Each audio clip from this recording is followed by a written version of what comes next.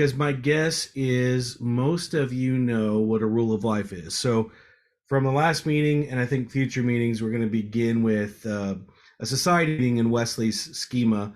Was really the educational basic discipleship time, right? So they gather together in groups of 50 to 70 or so, and they would sing hymns and learn theology through hymns, and they would have teaching. And this was in part because Wesley's Methodism really was a religious order within the Anglican Church, not an official one, and certainly not welcomed by the Anglicans, but that's what it was.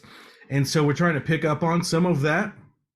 So we have been talking since our last meeting, and the most feedback we got was there's really a couple places we can start, and it's kind of, and I'll show you this later slide real quick, but it's kind of on the bookends, the things that we know we can do right now, because the emphasis is on doing. No one needs just another Facebook group.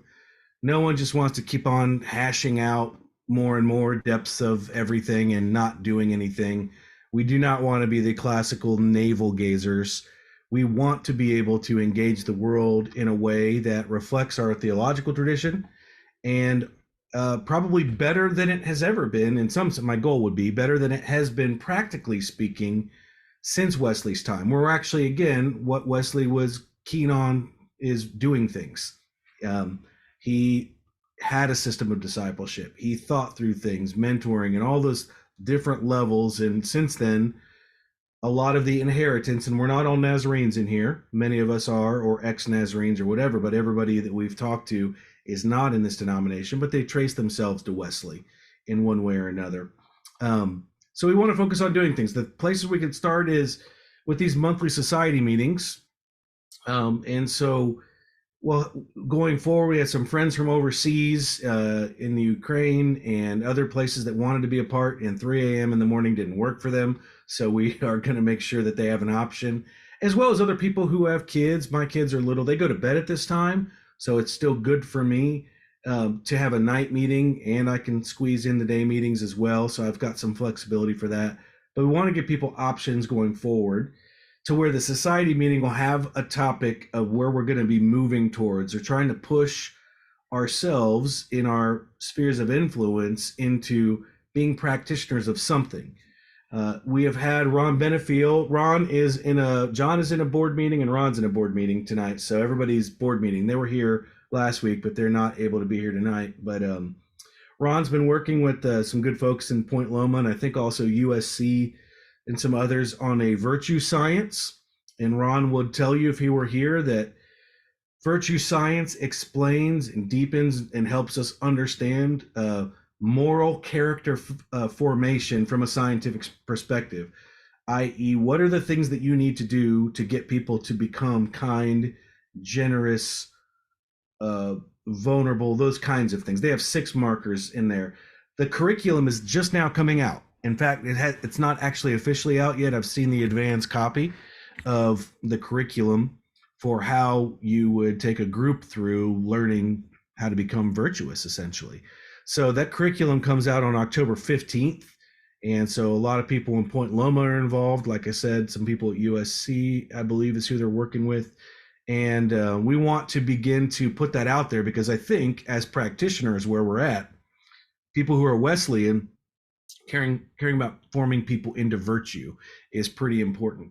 So one bookend is kind of the general educational get together, learn, find tools, because there'll also be some Q&A and discussion out of that where we're pressing each other into action. There's always a little bit of accountability. What are you going to do with this now? And helping each other figure that out. Now, on the other end is what we're going to be focusing on tonight and going forward. The other end is a lot more of the personal side of what we realized that Wesley had and every religious order has, is a rule of life that's based on the community. There's a communal rule of life, and there's also individual assent to that rule. In the higher monastic communities, they're pretty much all following the same rule, but in quasi-religious ones, it'll be, we're here to hold each other accountable and encourage each other to have a rule of life based on certain principles. So that bookend of kind of the personal engagement and then the big group engagement. And we're going to go from the bookends toward the middle, the stuff that's going to get harder: in-person meetings, class meetings, accountability, and also that's the piety stuff, the mercy stuff. And now this is something you'll probably, as compassionate ministry, or where I'm at Reaching Our City, is a compassionate ministry and justice. How do we engage the world in the ways that Wesley did, in the ways that the Christian tradition has, that offers hope and offers both compassion and systemic justice change? So we want to hold mercy and piety together. We don't want to lose either one, lest we lose the gospel, basically. And lest we lose our identity as Wesleyan folks, people who've inherited John Wesley's tradition in one way or another. So that's kind of where that's going. I'll come back to that again real briefly at the end. But when you think about a rule of life, back to that again, it just means, it comes from the Latin word regula, finding a straight piece of wood. You know, it's kind of a, there's a pattern, right? That you for cutting wood. It's a feminine noun, which carries some gentle connotations. A lot of people think of rules as harsh, and we have seen, probably in my tribe, some rules arbitrarily employed harshly, and that is not the way that rules of life are supposed to work. So it's a signpost, a railing, a support in one's search for God, gentle guides. The key thing here that they've always been is they've been task-based and measurable. We, I think, in Western society have a sense that we need to really live in our heads, talk about things and theorize about things, but you see a lot of that and then not a lot of action. So achievable, task-based, measurable things that we're doing. I get up at this time in the morning to pray this form of prayer. It can be very specific, but it does have to have some intention to it. And it just posturing our lives to be open to grace. So every community has, and families have, values and expectations. Most of the time people are unaware of them until they bite you, but they're not always articulated.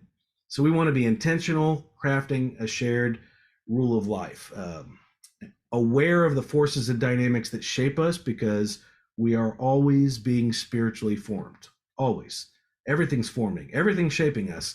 We want to live into that intentionally. So classic way of understanding Wesley's rule of life, both for his Methodist societies and his life, come from this little simple book. If you do not have it, you should buy it and read it, because it will inform you on the way we're going to try to proceed in some of the rules of life stuff, but keeping what we mean by Wesleyan, the three simple rules. And they are these: do no harm, do all the good that you can, stay in love with God. The first two, really a lot for Wesley, have a lot to do with the works of mercy, as he would say. So when a Wesleyan society would not do something, it was generally they would not do something because it would cause harm to someone that they were ministering to. They wouldn't participate in like a gambling or something like that. We have some of that in the Church of the Nazarene. That's what showed up in our special rules. The thing that I think we're trying to avoid in that is to not have special rules that are bound by one particular time or context, right? So some of those things are, we don't dance with rodeo clowns. Well, okay, what if there's no more rodeo clowns? What if we don't go to rodeos anymore? What if we don't even know what a clown is? Like, it doesn't make any sense anymore. So we want those things that we choose to do to try to find an embodied way that makes sense now. So do no harms there. Do all the good that you can is our very proactive way. Probably the reason why Wesley himself did not stay a Moravian was they were not as proactive as he would have liked. So looking around and saying, the next step is, what is the good that I can do? What's being left undone that I can do? What difference can I make, or can we collectively make in our lives, in our world today? So those are the first two. The staying in love with God is all of the classical spiritual formation, spiritual discipline stuff that you would think of. The things that keep us actively engaged in nurturing our relationship with God. So Wesley's system of discipleship, all the way from personal, like, his personal accountability. Wesley would do things like have communion every day and things like that. So the sacraments are there, but also the small groups, the fellowship and things like that. Things that, Bible reading, those are the things that are going to lead you to um, closer to Jesus, basically. And a lot of that we see. Wesley didn't talk about it as much. Well, he's an Anglican, so he would have had morning prayer and evening prayer and things like that. So we had talked a lot about in the last meeting about what are some actual a prayer format that we might be able to ascribe to as a society, like praying the liturgy of the hours. Maybe that's a discipline that we all take that unites us, or having the morning prayer, or Ron Benefield mentioned that the guide to prayer for ministers and other servants and things like that. There are a lot of books out there. I think one of the reasons why we lost touch with the heart of John and Charles Wesley's movement in early Methodism is because Nazarenes and other evangelical Wesleyans have never really had a prayer book. So one of the things that have united monastic communities throughout the years is they have a prayer book. This is how we pray together, and this is when we pray. And that is shaping. We've kind of left that pretty ambiguous. So one of the things we've talked about is maybe we need to pick a resource or something that becomes our prayer book. So that's a real brief. Like I said, we don't want to have a long lesson tonight because I want to hear from you guys about what you think, looking at the bookends and looking at a rule of life, what would be helpful? Because we're not gathered in a monastery or a convent somewhere. So our rule of life and the way that we do life together, in some sense, may not even be physically together, but we can be together in intention. So I really want to hear the wisdom that you think, because again, the end result is we want to be people who are doing something, committed to doing certain kinds of things together. So I'm going to open it up. Why are you here? What do you want to know? What resonates with you from these things? What ideas do you have? Pop them in the chat. Say them now. It's being recorded. I want to hear what you think.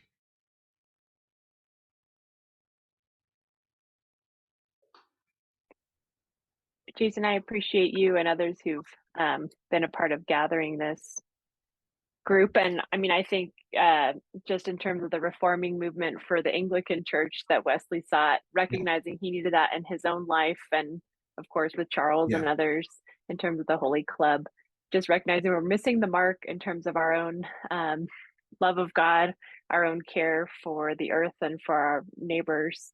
And so I even recognize in my own life, like there's some gaps in terms of the opportunities within our communities. And I think there's some advantages to gathering, even when it has to be virtual, for accountability. And so I appreciate just the new form that this could take for a common rule of life to hold one another accountable. I certainly recognize the need in my own life, and also for new conversation partners in that, and sharpening that comes with those conversation partners.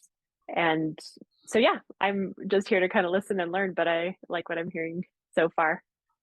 And so thanks.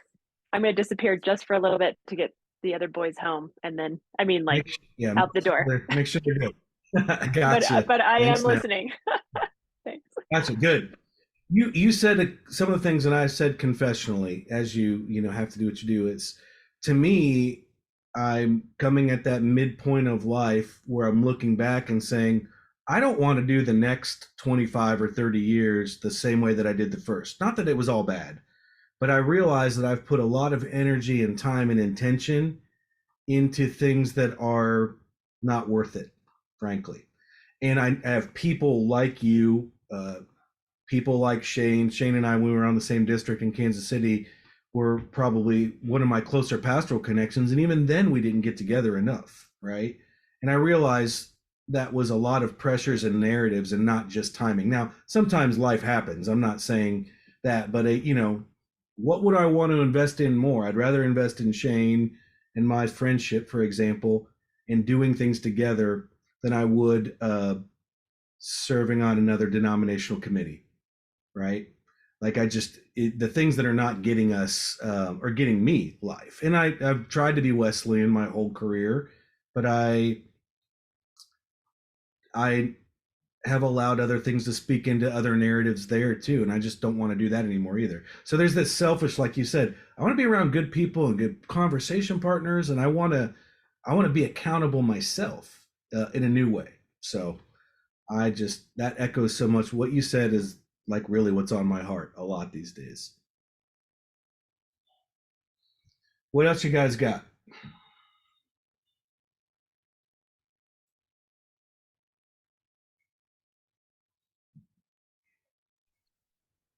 Um, so I am here to learn, especially from pastors that have already a lot of experience with what it means to be in a compassionate ministry.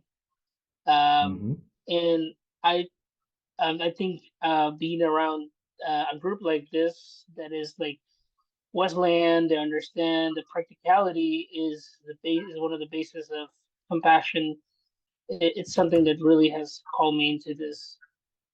Also, you're my pastor, and we work on this at church. To serve Mm-hmm. people. I'm here to learn. I'm here to learn. That's all I can say. Good. Kevin, I just wanted to let you know, thanks, Carlos, because I think we all are. He mentioned that link to commonprayer.net, which is one of Shane Claiborne's resources. So there's a prayer book, but it's also the great thing about that is that's freely available. So if you don't want to spend money on new books, um, there is a prayer book online. You can get the Book of Common Prayer online too, and some other things. So we we want to move in that direction. I found a lot of life in Phyllis Tickle's rewriting of the Liturgy of the Hours. So that's been awesome. Great resource. It's meaningful to me in a lot of different ways, and so I appreciate that. How do we do things, folks, when you think about moving towards a common rule of life? What in your mind would be necessary to get us towards that? You might not have particular rules yet, like let's not dance or something. I don't want to go there, but how do we move toward action?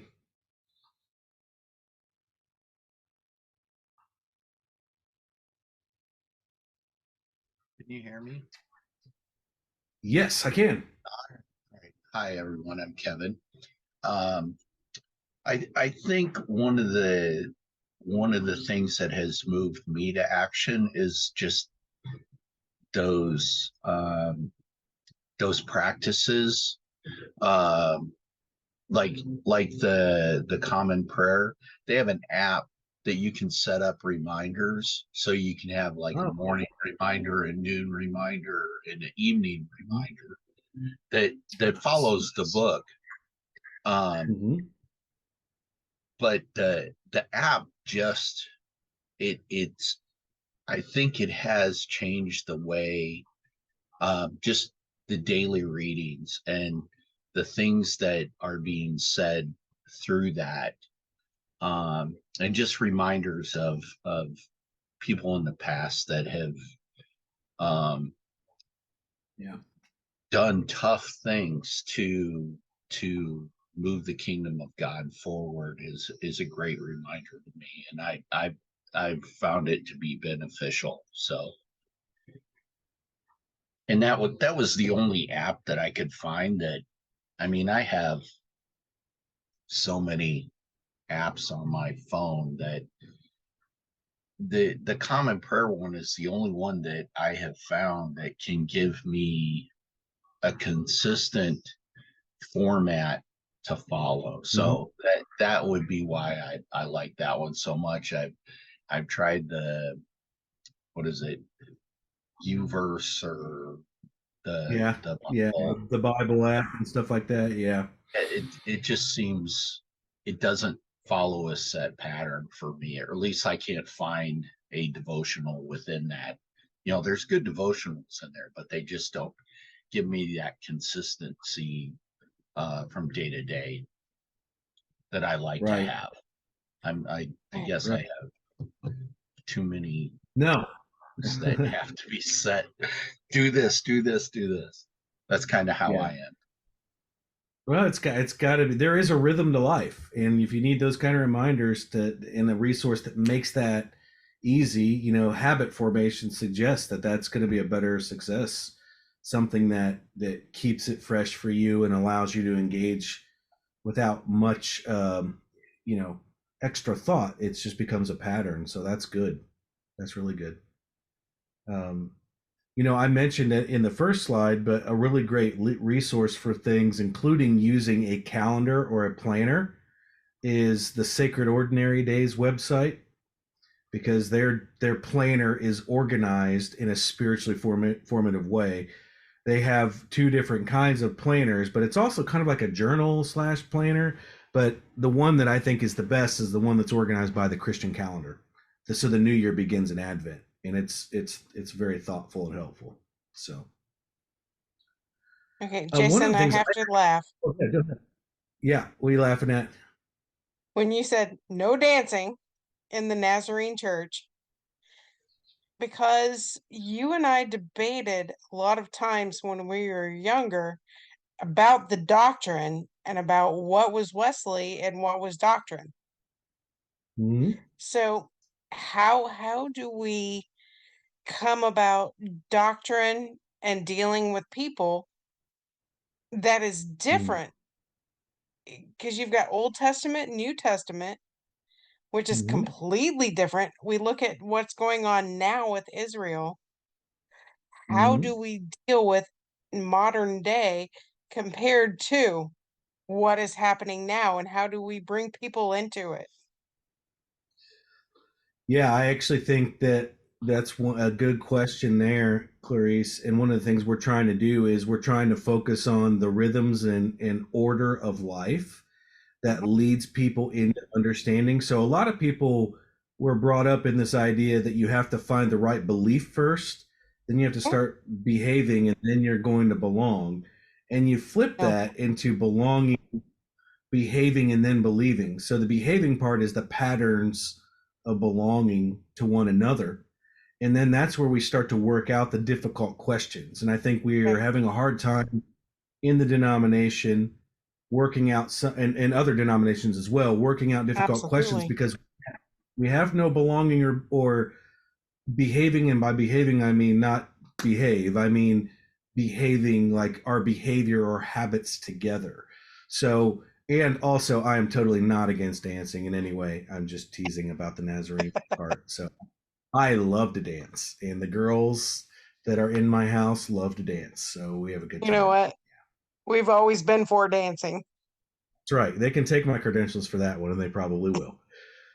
Shane, I want to ask you a question because of your new work as a spiritual director. Because I think as I've looked at other religious communities, and we've put a couple of those resources on the Facebook page, almost every one of them has a commitment to having spiritual direction and even a plan for people to become spiritual directors. Almost every religious order has an element of that.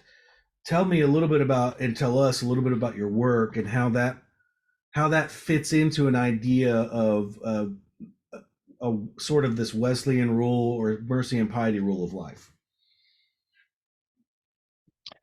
Sure. Boy, a lot there for sure to discuss. First, I just want to, been waiting for the moment to kind of speak in and say I love what's happening in this dialogue as we wrestle with, like, okay, what's important here?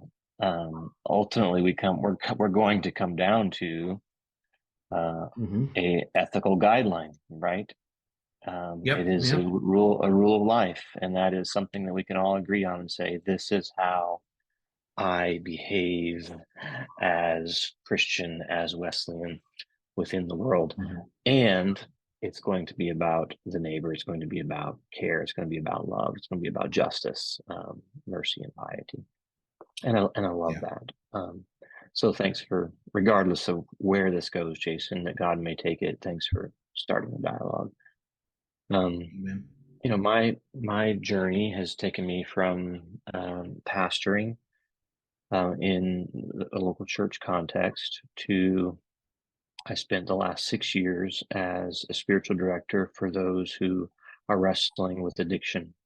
And I was able to sit in a Franciscan originated ministry called St. Joseph's Addiction Treatment here in Saranac Lake. And I worked with men and women who are on the journey of various stages, early recovery, sometimes reintegrated into life and work, and trying to figure out how to balance faithfulness within their life and their substance use disorder. And so that got me kind of rolling within the spiritual direction world. And I discovered this is the pastoral work that, you know, it feels like all of my life has led towards and is kind of shaped around into this moment. And out of that, I still work with those.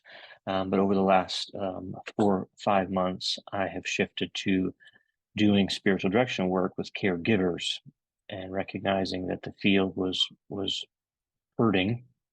And how do we now work together to make sure that the justice workers, the caregivers, are able to have respite and care? And we found that the modality of spiritual direction answers those questions well. It fits, not to jump off too much, but to go kind of into the virtue science world and kind of tie that into even then trauma as well, trauma science.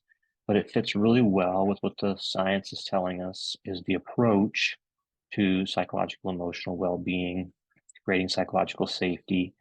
Spiritual direction, the modality of spiritual direction, just checks all the boxes within its rich history and charism. And so I have learned and am learning what that looks like, and I have a lot to learn within the charism and the practice.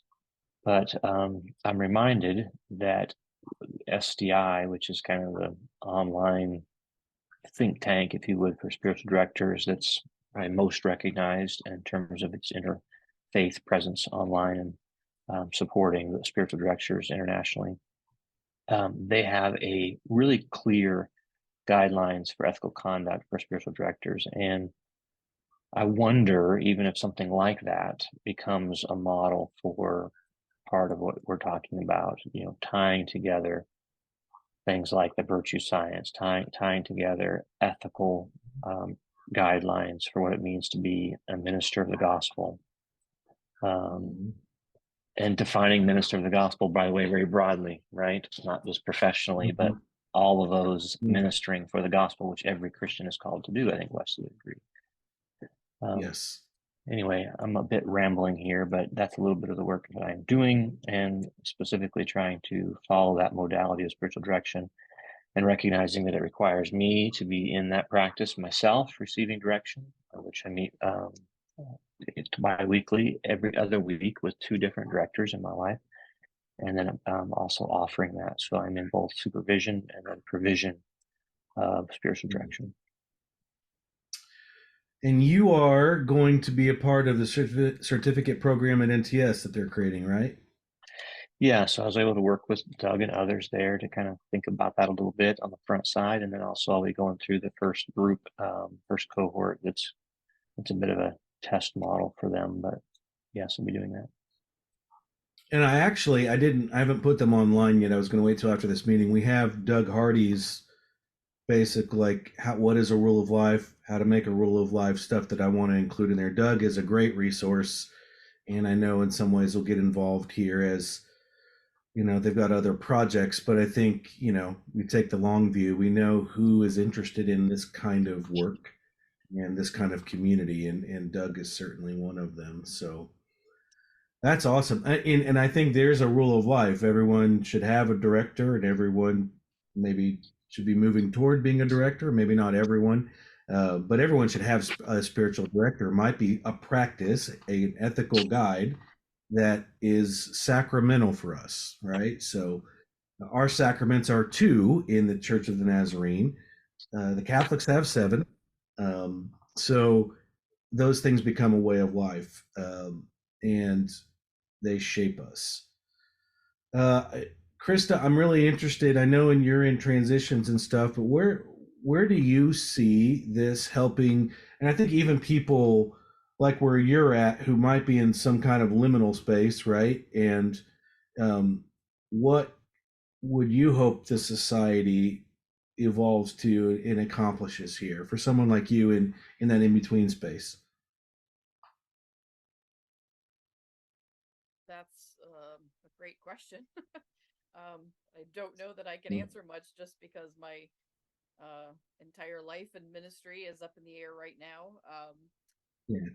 So I mean, I don't know if it answers your questions, but my initial thoughts were, I miss the days when I had my own house church, and I we worshipped in a pretty liturgical manner, and I Mm-hmm. had some senior Nazarenes, actually one who even had a Pentecostal background, who had some resistance. She didn't push back, but she had some skepticism, I should say, and ended up Mm-hmm. being a huge convert of it, or from it. Just, I think the biggest impact was the confession element Mm-hmm. that we practiced, weekly. And I know with me personally, I need that structure in my life. And so I have missed that. I haven't been in um, a worship group environment that's been liturgical that way and had those habits, so to speak. So, yeah, that is one thing that I would be looking forward to. Uh, as far as being in transition, I think it would just give me a place to belong, if nothing else. A community Mm-hmm. of my own, to have without being attached or in a ministry leadership position right now. So yeah, that's what initially comes to mind from that question. I'm glad you said it.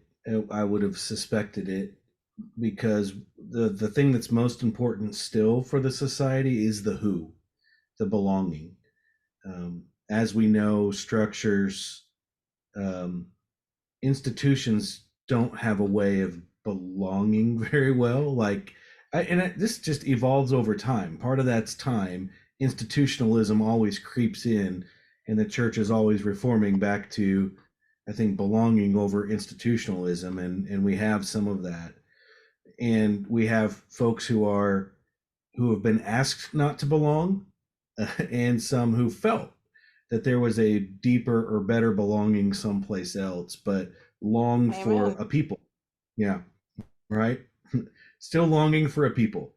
So I think that's critical that this is a safe place. We're going to have some because there will be some diversity due to different communities people belong to, and there Absolutely. may be free.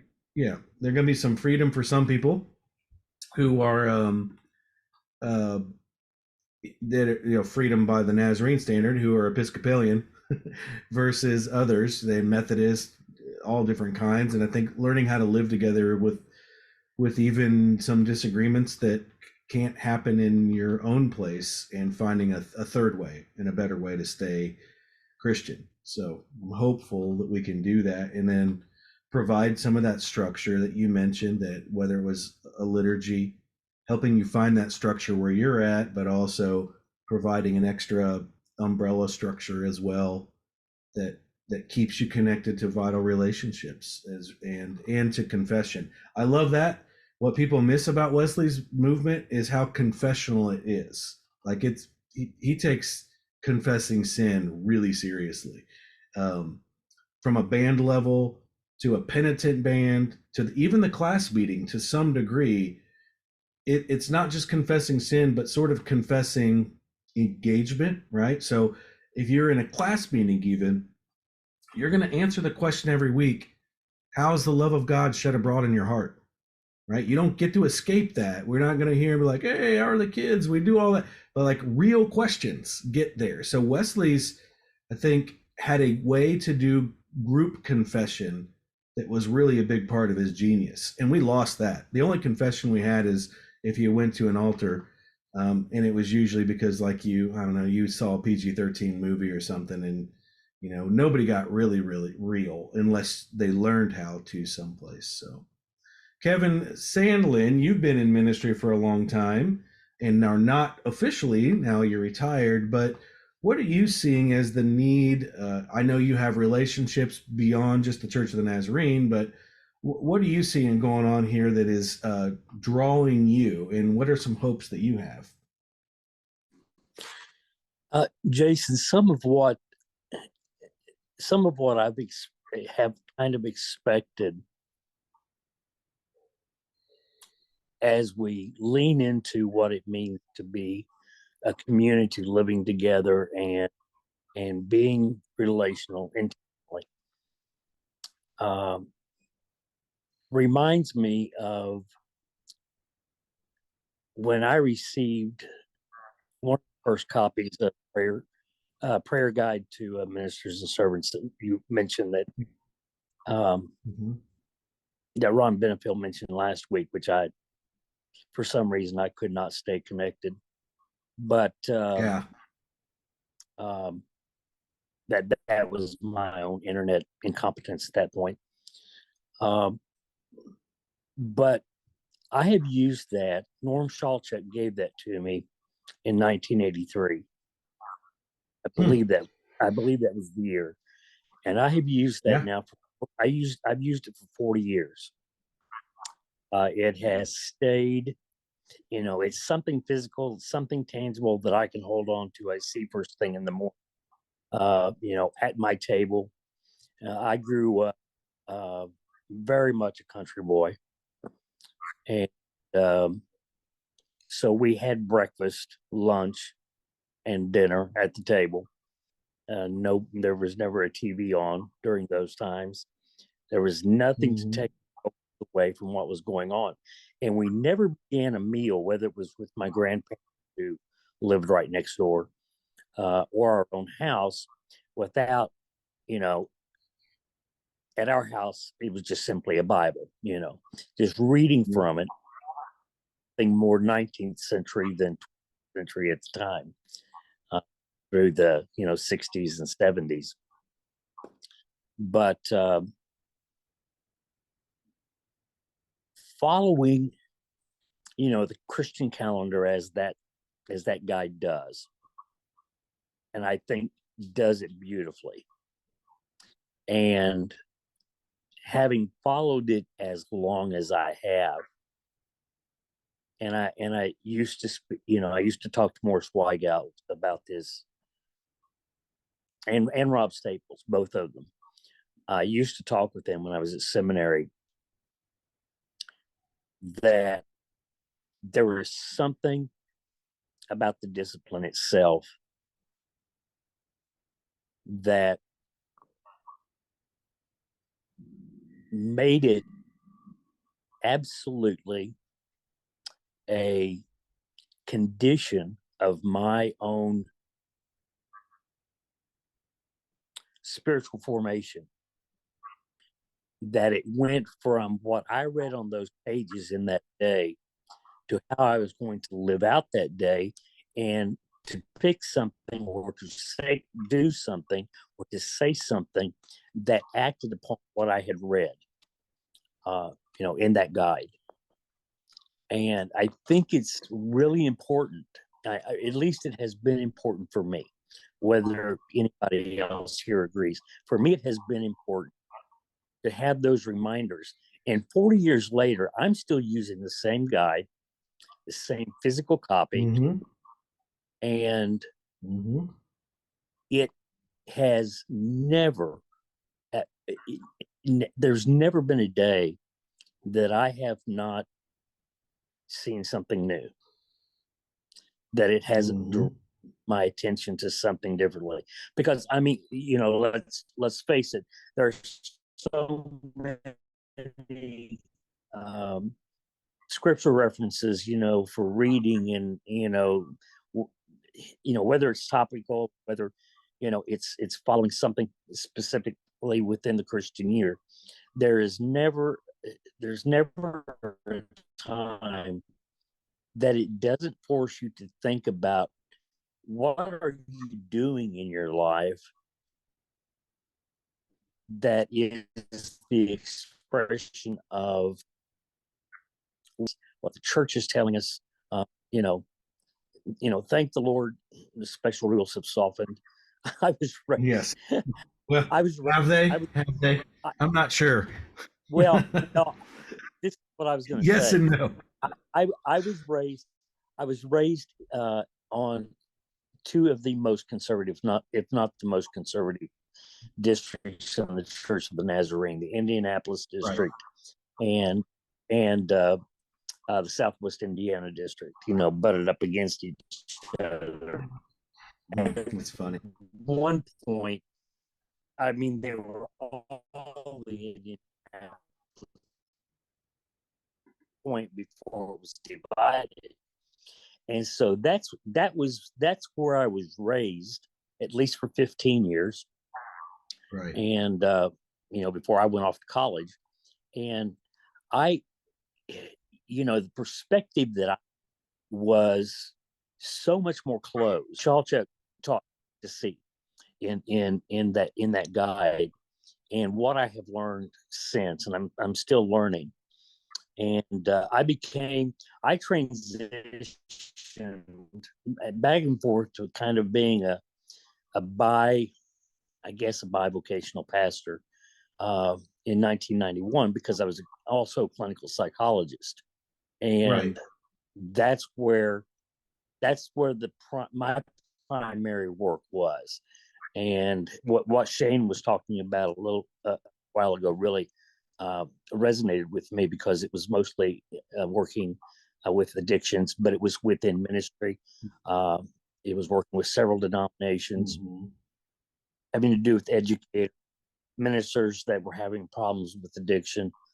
And so there was an active part of my education and my book and my spiritual formation that was being lived out every day in what I was doing as a clinical psychologist, to help somebody, hopefully, to influence somebody, hopefully.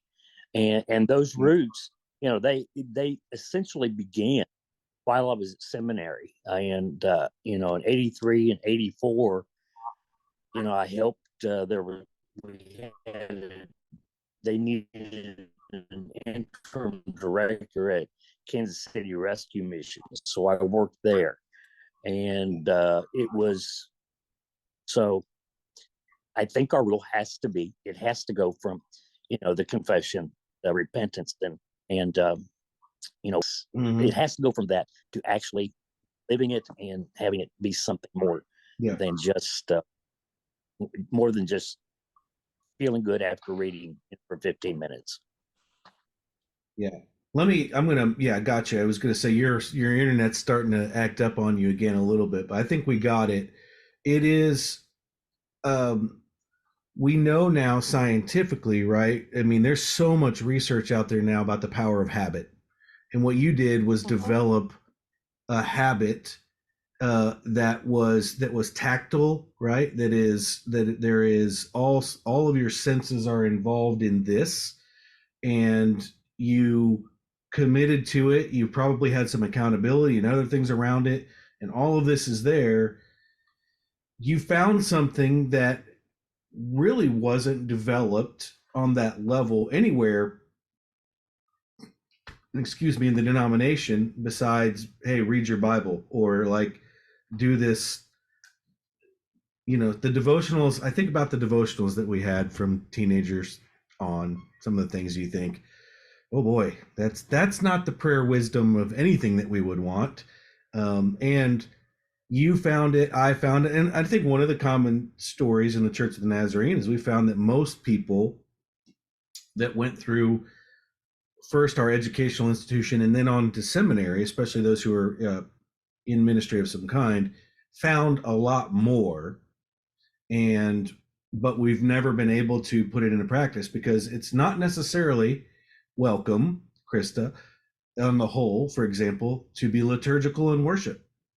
I mean, you could do anything. You could stand on your head and speak in tongues and all. You could get away with any kind of low church, anything that you want to do, unquestioningly, but you don't get anything but derision, for the most part, outside of the seminary community, derision, confusion, questioning, accusations that you're Catholic or whatever if you do anything liturgical, right? It's just a weird place to be.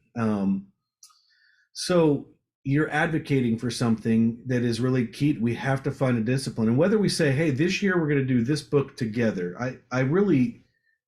I know we all have a devotional life. I have an inkling, though, we need to find a common prayer language, prayer way.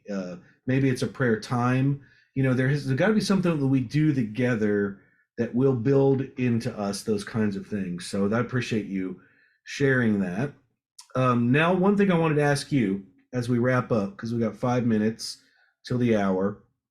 You and I are both in compassionate ministry, and I'm in the more local sense, compassion and justice, nonprofit work right now. And you are overseeing that in a denominational way. And one of the things my conviction is you really can't be Wesleyan if you're not involved in works of mercy, really. Like Wesley wouldn't recognize just throwing money at a missions budget as what rule of life he would have developed, right? You would have to engage. But I think a lot of people, I think there's, for others that I've found we're stuck in suburban church life, are not entirely sure how to engage. And what are some practical steps that they could take, local organizations and things to engage in mercy? And by that, I mean compassion and justice primarily. So what are some things that you're seeing, like what could we do as a society to nurture that? Because we're not going to be, pie in the sky, all fly away. We're holy, again, holy navel gazers. We have got to engage this world in a very incarnational way, as Wesley did. So what do you see? What could we maybe nurture here, and how could we do it in the society? Initial thoughts. Yeah, you don't have to have a thesis. Yeah, that's a great question. I think, just moving a year ago to a small town in a rural area of Colorado, that is not near the Front Range or Denver, so it's a very different Colorado than sometimes people think of. It has invited me to open new eyes to see what's unseen in a community. And so I think there are some great tools, and actually Ron is connected to like Michael Mata, who could help just even engage in some kind of new eyes of looking at our communities. And so that to be able to uncover some ways to get involved that we might not have first seen. In our community, it's kind of a tourist town, but there's unseen communities. There's certainly a proximity to different Native American tribes, but also Spanish speaking community that does a lot of service work. And so I was able to get in touch with a community organization that's helping support basically food security for Hispanic populations, and developed a group of learning. And a lot of the people who've been involved have just said, we feel invisible in this community. We're not, people don't see us and don't recognize us. And so there, in every community, there's that. And so I think even just some simple tools to help us see differently and then get involved. But obviously, Wesley's kind of impetus for everyone has to be involved. You can't send money for the doctor to go visit the sick. You need to go visit. Like, there's something in that means of grace for both parties, is so critical. So there might be some tools to help us see differently, to get involved differently, but then the point is to get involved. So even just some rule of life commitments on that front for service in our local communities, I think would be excellent. I know I need that in my life. I need that accountability to always turn toward that, to local commitments and involvement, and stretching my, the horizons in terms of who I see and who are unseen. So just a starter there. I actually, coming on the side of and following up with that, as we look at what's becoming what we would, I use this term somewhat loosely, a post-Christian culture, right? Post-Christian culture, Christian culture is probably what it really is. I actually think every church or locality we need to invest more in the nonprofit work, because you can engage non-Christians, other Christians, other religions, and other people in the community that is almost less it's more of a non-anxious presence than the church. Not that you don't have the church attached with it or partnering with it or whatever, but what you lead with, I think there's a lot of opportunity for us to figure that out in our local communities. So we don't talk a lot about that. For example, that was never talked about in seminary, but not at NTS in any way when I was there. Of course, it's been a while, but when we think about how we are missional, it's still somewhat governed by our evangelical suburban church model, and I don't think that's really missional. I think it's really attractional still. We don't know really. Haven't invested in really mining the depths of mission. You mentioned Michael Mata, which I think is great. One of the other things is, in our denomination, I can't speak to everyone else, I don't think we champion our compassionate ministry people well enough. Like a lot of people don't know who Michael Mata is. We'll champion a K church pastor all day long, but we're not going to champion the people who are doing like some seriously creative and good work. So that's an issue. Yeah, I think that's true. And with a group like this that's connected so widely, there's an opportunity there to amplify those voices, to tell those stories. I think they will also encourage us, in the sense of we're not alone in some of the gaps we've been seeing, and there are ways, to get involved that others are doing, and then also an opportunity to kind of amplify those hidden unsung heroes in different denominations. Although I'm sure Michael would not want to be labeled an unsung hero. Don't tell him I said that. No, I'm not going to. But you're right. It's not that. But I think a lot of people. It's just the same principle that I see with our kids at Rock. Just the idea of representation. There's a lot of people feel a calling and a longing to do something, but they don't know anybody that looks like what they would want to do. Right? You hold up like, look, another white guy pastor, and there's a lot of people that what that's not me. Like, what am I going to do with that? Representation matters, and I think from a compassionate justice side, for people who have a call, representation matters too, right? So I love. I think we can get there, and I think groups can coalesce with those kind of intentional purposes, where we can highlight that in something other than a General Assembly video, like in a very legitimate. So absolutely. Rachel, before we go, I want to make sure you have anything that you need to say about your involvement, what you're thinking, anything you hope for. I just want to make sure everyone else has kind of had a chance to contribute in this kind of fact-finding mission. What's going on that you're thinking about, or you're hoping we move toward in maybe these bookends, or anything that you see you want to add to the discussion? Yeah, I'm excited for the possibility of connectedness, accountability, intentional formation in a community, growing together. I'm excited about it. Good. Well, we will probably find one day where we have a morning next month, probably early November. My guess would be probably second week before nowhere near Thanksgiving, but probably give people a little bit of time, and have a morning or daytime option and an evening option to do the same thing. And I'm going to have to get John and Ron were sad they couldn't be here because of the different board meeting stuff. So I'm going to make sure we have a day that fits. It never is going to fit everybody. We're going to record it and make sure that people are a part of those, can access that information. And we want to make sure that we can be as inclusive as possible, as we're really generating the who's our people, where do we belong, is still the primary issue, and who do we belong to. And I think that's very real for some people because they've not had the same belonging that they used to have, and so we want to make sure we can create some safe space for that. But we will move in the next meeting towards getting that virtue science stuff as kind of the topical lesson, and then followed by probably some questions. So we'll still work for an hour, but we'll get stuff out ahead of time so people can participate more fully.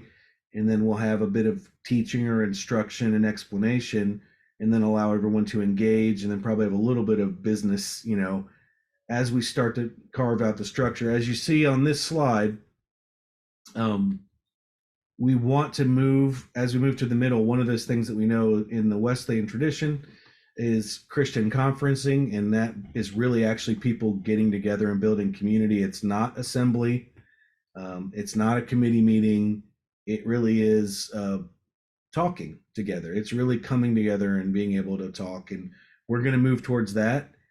I think the hardest thing is going to be in the Wesleyan schema of developing the small groups, kind of the band level and the class meeting level into our lives as a society. We may have to say that those are values we want you and we will help you find, but you're probably going to have to create that in your own locale because we are a mendicant order, right? We're scattered. We don't have a place.